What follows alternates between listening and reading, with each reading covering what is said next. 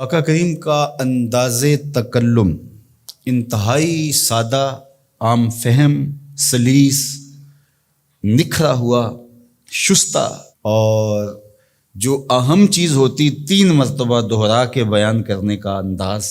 لیکن اس کے باوجود بھی کسی خارجی سبب سے، کسی وجہ سے، کسی کو اس کی مزید تفصیل چاہیے یا کوئی سمجھ نہیں پایا تو وہ اٹھ کے عرض کرتا رائنا یا رسول، تو آقا کریم علیہ السلام دوبارہ ارشاد فرما دیتے، 3 بار ارشاد کر دے۔ مکے میں یا بندہ پکا مومن تھا یا پکا کافر تھا، منافقت مکے میں نہیں تھی۔ جب حضور علیہ السلام مدینے میں تشریف لائے تو منافقت کا بھی آغاز ہو گیا، تو وہ بھی حضور کی مجلسوں میں بیٹھتے، اور جب صحابہ پوچھتے رائنا یا رسول اللہ، حضور ہماری رعایت کیجئے، تو وہ بھی اپنی زبان کو تھوڑا سا بل دے کر کے رائنا کو رائنا پڑھتے، لینم بِأَلْسِنَتِهِمْ، اپنی زبان کو تھوڑا سا مروڑ کے۔ تو یہ لغت یہود میں گالی تھی، یا رائی عربی میں چرواہے کو کہتے، تو رائنا کا مطلب پھر یہ ہوا۔ تو وہ اس طرح بظاہر وہ مسئلہ پوچھ رہے ہوتے، لیکن وہ اندر کا جو خبث تھا اس کا اظہار کر رہے ہوتے۔ حضرت سعد بن معاذ رضی اللہ تعالی عنہ لغت یہود سے واقف تھے۔ آپ یہودیوں کے پاس گئے اور ان لوگوں سے کہا کہ اگر آج کے بعد تم نے میرے رسول کے لیے رائنا کا لفظ بولا تو میں تمہاری گردن کاٹ دوں گا۔ تو انہوں نے کہا کہ یہ لفظ آپ بھی تو بولتے ہو۔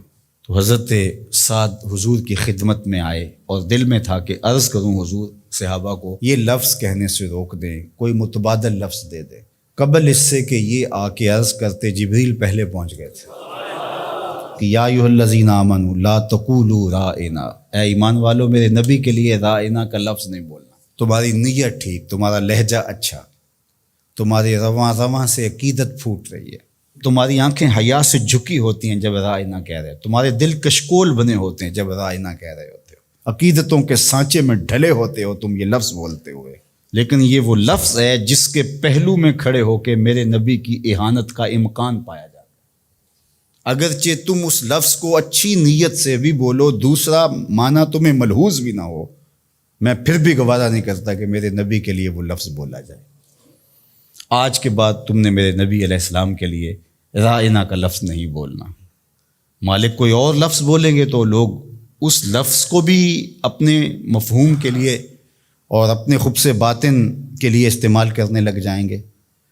تو کہا نہیں، اس کا متبادل ایسا لفظ دے رہا ہوں، قیامت تو آ سکتی ہے، کسی منافق کی بولی نہیں ہو سکتی۔ وہ لفظ کیا ہے؟ وَقُولُ انظُرْنَا، عرض کرو آقا ہم پہ نظر کرم کیجئے۔ وَقُولُ انظُرْنَا، حضور بس ایک نظر کر چھوڑو، سارے مسئلے حل ہو جائے۔ اور ابو ہریرہ نے کہا کہ انی اسمع منک حدیثا کثیرا، بڑی حدیثیں سنتا ہوں حضور، یاد نہیں رہتی، کوئی نظر کرم کیجئے۔ فرمایا ابسط رداک یا ابا، اچھا پھر چادر بچھاؤ۔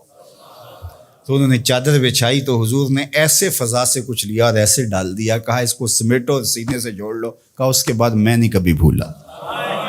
یہ ہے وہ انظرنا کا حقیقی مفہوم۔ تو اللہ اس لفظ کو بھی گوارا نہیں کرتا۔ یہ محبوب علیہ السلام کی چوکھٹ کا ادب ہے کہ جو ایسا ذو معنی لفظ ہو، اس کا ایک معنی صحیح ہو، ایک معنی اس کا غلط ہو، بولنے والا صحیح لفظ صحیح نیت سے بول رہا ہو تو کہا نہیں، میرے محبوب کے لیے یہ لفظ نہ بولو۔ اللہ اکبر۔ تو یہ حضور کا ادب ہے جو حضور کے حقوق میں سے ہے۔ ادب کو ملحوظ رکھنے والوں نے تو کمال ہی کر دی۔ حضرت صائب بن یزید دیکھیے، وہ فرماتے ہیں کہ مسجد نبوی تھی اور میں ایک کونے میں بیٹھا تھا تو کسی نے مجھے کنکر مارا، میں نے جدھر سے کنکر آیا ادھر پلٹ کے دیکھا تو وہ حضرت عمر تھے رضی اللہ تعالیٰ عنہ۔ تو میں اٹھ کے ان کے پاس چلا گیا، تو وہ فرمانے لگے وہ جو 2 لوگ باتیں کر رہے ہیں ان کو ذرا بلا کے لاؤ۔ تو میں گیا اور ان کو بلا کے حضرت عمر کے پاس لے گیا۔ تو حضرت عمر نے ان سے پوچھا تم کہاں کے رہنے والے؟ انہوں نے کہا جی طائف کے رہنے والے۔ تو حضرت عمر فرمانے لگے تم اگر اس شہر کے رہنے والے ہوتے میں تمہیں سزا دیتا، تم بلند آواز سے بول رہے ہو، جانتے نہیں یہ مسجد رسول اللہ کی ہے؟ ادب سکھایا، تمہاری آواز بھی اونچی نہیں ہونی چاہیے۔ اور یہ حضور کی حیات طیبہ میں بھی اور روضہ رسول پر بھی یہ ادب امت کے اوپر لازم ہے۔ مجھے بڑا دکھ ہوتا ہے جب وہاں جا کے لوگ بدتمیزیاں کرتے ہیں۔ لے سانس بھی آہستہ کے دربار نبی، یہ حضور کی چوکھٹ ہے۔ امام مالک نے 40 سال تک حضور کے روضہ انور کے قریب بیٹھ کے درس حدیث دیا ہے۔ اور 40 سال میں ایک بار بھی ایسا نہیں ہوا کتاب کے ورق کے پلٹنے کی آواز بھی پیدا ہونے دی۔